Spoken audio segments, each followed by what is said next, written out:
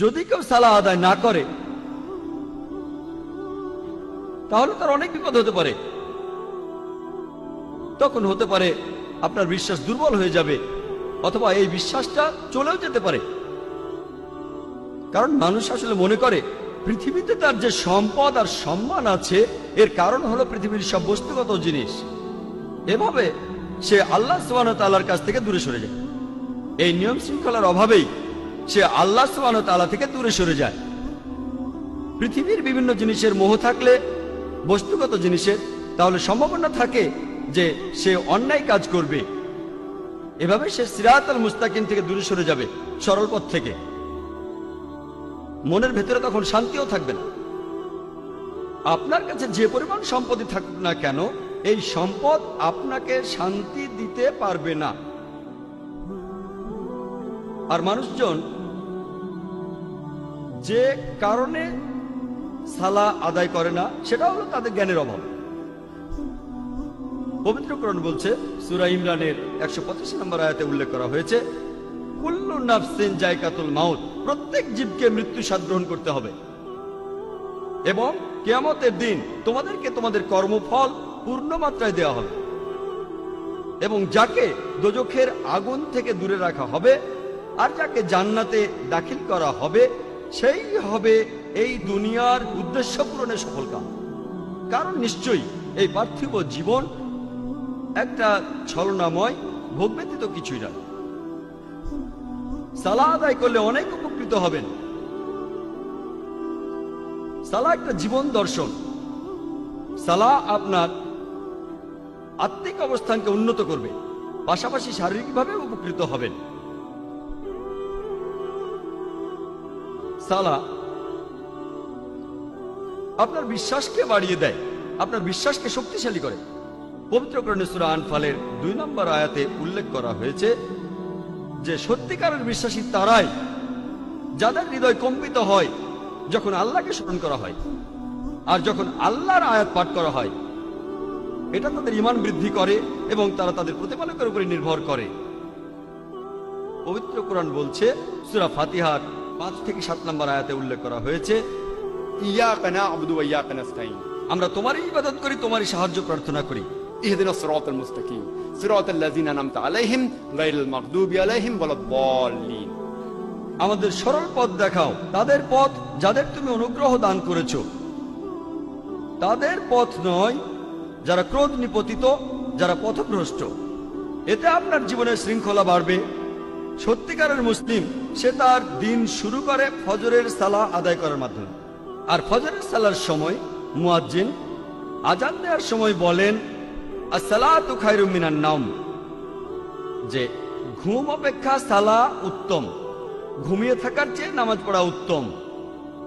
একজন সত্যিকারের মুসলিম দিনের মাঝখানে সালাহ আদায় করে, আর সে তার দিন শেষ করে এশার সালাহ দিয়ে ঘুমাতে যাওয়ার আগে। সালাহ এছাড়াও সামাজিক অবস্থান উন্নত করে। সালাহ আদায়ের সময় যে সমাবেশ, সেটা আমাদের ভ্রাতৃত্ব বোধ বাড়ায়, মমত্ববোধ বাড়ায়, একতা বাড়ায়, আর এটা সাম্যবাদের এক অনন্য দৃষ্টান্ত। সংহতি বৃদ্ধি পায়। সালাহ আদায় করতে গিয়ে সবাই একত্রিত হয় আর তাদের মধ্যে ভালোবাসার বন্ধন জোরদার হয়। পবিত্র কোরআনে সূরা হুজুরাতের 13 নম্বর আয়াতে উল্লেখ করা হয়েছে, ইয়া আইয়ুহান নাসু ইন্না খালাকনাকুম মিন যাকরিন ওয়া উনসা ওয়া জাআলনাকুম শুউবান ওয়া কাবাইলা লিতাআরাফু ইন্না আকরামাকুম ইনদাল্লাহি আতকাকুম ইন্নাল্লাহা আলিমুন খাবীর। হে মানুষ জাতি, আমি তোমাদের সৃষ্টি করেছি একজন পুরুষ ও একজন নারী হইতে, পরে তোমাদের বিভক্ত করেছি বিভিন্ন জাতি ও গোত্রে, যাতে তোমরা অপরের সাথে পরিচিত হতে পারো। এজন্য নয় যে তোমরা পরস্পরকে ঘৃণা করবে। আর তোমাদের মধ্যে আল্লাহর কাছে সেই ব্যক্তি অধিক মর্যাদা সম্পন্ন যে তোমাদের মধ্যে অধিক মুত্তাকি, অধিক ন্যায়পরায়ণ। নিশ্চয়ই আল্লাহ সকল কিছু জানেন, সমস্ত খবর রাখেন। আল্লাহ সুবহানাহু ওয়া তাআলা আমাদের যেটা দিয়ে বিচার করবেন, সেটা গোত্র নয়, বর্ণ নয়, ধর্মবিশ্বাস নয়, সম্পদ নয়, লিঙ্গ নয়, সেটা হলো তাকওয়া, অর্থাৎ ন্যায়পরায়ণতা, আল্লাহকে মেনে চলা এবং ধার্মিকতা। পবিত্র কোরআনে সূরা হুমাজার 1 নম্বর আয়াতে উল্লেখ করা হয়েছে, ওয়াইলুল লিকুল্লি হুমাজাতিল লুমাজা দুর্ভোগ তাদের যারা সামনে ও পেছনে মানুষের নিন্দা করে থাকে। সালাহ আমাদেরকে বিরত রাখে মানুষের নিন্দা করা থেকে। পবিত্র কোরআনে সূরা হুজুরাতের 11 নম্বর ও 12 নম্বর আয়াতে উল্লেখ করা আছে, ইয়া আইয়ুহাল্লাযিনা আমানু, হে মুমিনগণ, তোমাদের মধ্যে কোনো পুরুষ যেন অপর কোনো পুরুষকে উপহাস না করে, কেননা যাকে উপহাস করা হয় সে উপহাসকারী অপেক্ষা উত্তম হতে পারে। কোন নারী অপর নারীকে যেন উপহাস না করে, কেননা যাকে উপহাস করা হয় সে উপহাসকারী অপেক্ষা উত্তম হতে পারে। একে অপরের প্রতি তোমরা দোষারোপ করো না এবং তোমরা একে অপরকে মন্দ নামে ডেকো না। ইয়া আইয়ুহাল্লাযিনা আমানু, হে মুমিনগণ, তোমরা অনুমান হতে দূরে থাকো, কারণ অনুমান কোন কোন ক্ষেত্রে পাপ।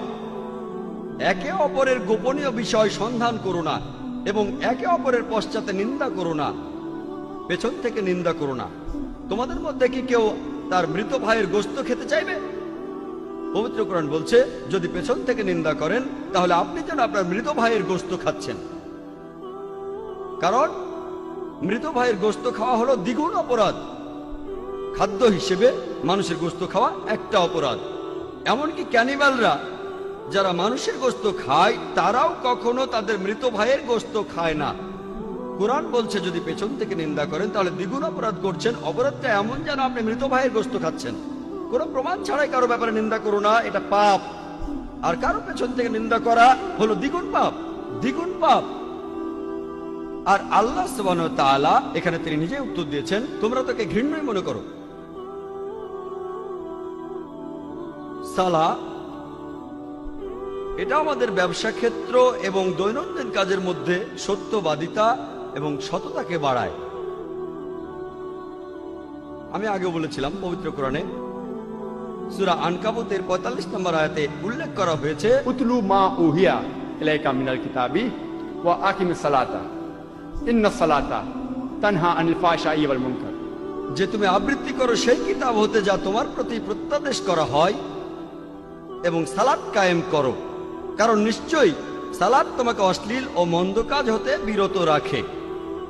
পবিত্র কোরআন বলছে সূরা ইসরার 81 নম্বর আয়াতে উল্লেখ করা হয়েছে, ওয়াকুল জাল হক ওয়া যাকাল বাতিল ইন্নাল বাতিলা কানা যাহুকা, বলো সত্য এবার উপস্থিত হয়েছে এবং মিথ্যা বিলুপ্ত হয়েছে, কারণ নিশ্চয়ই মিথ্যা তার প্রকৃতিগত কারণেই ধ্বংস হয়ে যাবে। সালাহ আমাদের সত্যবাদী হতে শেখায়। একই ধরনের কথা বলা হয়েছে সূরা বাকারায় 42 ও 43 নম্বর আয়াতে উল্লেখ করা হয়েছে যে তোমরা সত্যকে মিথ্যার সাথে মিশ্রিত করো না এবং জেনে শুনে সত্য গোপন করো না। কোরআন আমাদের সত্যবাদী হতে শেখায় যে সব সময় আমরা সত্যি বলবো। পবিত্র কোরআনে সূরা বাকারার 188 নম্বর আয়াতে উল্লেখ করা হয়েছে যে তোমরা একে অন্যের সম্পদ অন্যায়ভাবে গ্রাস করো না এবং মানুষের ধন সম্পত্তির কিয়দাংশ জেনে শুনে অন্যায়ভাবে গ্রাস করার উদ্দেশ্যে সেটা বিচারকের নিকট পেশ করো না। পবিত্র কোরআন বলছে ঘুষ দেয়া বা নেয়া নিষিদ্ধ, আপনারা ঘুষ দেবেন না। পবিত্র কোরআন আমাদের দেখিয়ে দেয় কিভাবে সৎ জীবনযাপন করতে হবে। পবিত্র কোরআন মানুষের জীবনে শান্তি এনে দেয়। পবিত্র কোরআনে সূরা রদের 28 নম্বর আয়াতে উল্লেখ করা হয়েছে, নিশ্চয়ই যখন আল্লাহকে স্মরণ করা হয় হৃদয় তখন শান্তি খুঁজে পায় এবং প্রশান্ত হয়। যখন আল্লাহকে স্মরণ করবেন, যখন সালাহ আদায় করবেন, আপনি তখন খুবই শান্তিতে থাকবেন, আপনার হৃদয় প্রশান্ত হবে। সালাহ হলো আল্লাহ তাআলার সাথে যোগাযোগের সবচেয়ে শ্রেষ্ঠ উপায়। পবিত্র কোরআনে সূরা বাকারার 153 নম্বর আয়াতে উল্লেখ করা হয়েছে, ইয়া আইয়ুহাল্লাযীনা আমানুস্তাঈনু বিস-সাবরি ওয়াস-সালাহ, হে মুমিনগণ, ধৈর্য ও সালাতের মাধ্যমে তোমরা আল্লাহর সাহায্য প্রার্থনা করো। ইন্নাল্লাহা মা সাবরিন, আর নিশ্চয়ই আল্লাহ সুবহানাহু ওয়া তাআলা ধৈর্যশীলদের সাথে আছেন। আল্লাহ বলছেন ইন্নাল্লাহা মা সাবরিন, আর নিশ্চয়ই আল্লাহ তাআলা ধৈর্যশীলদের সাথে আছেন।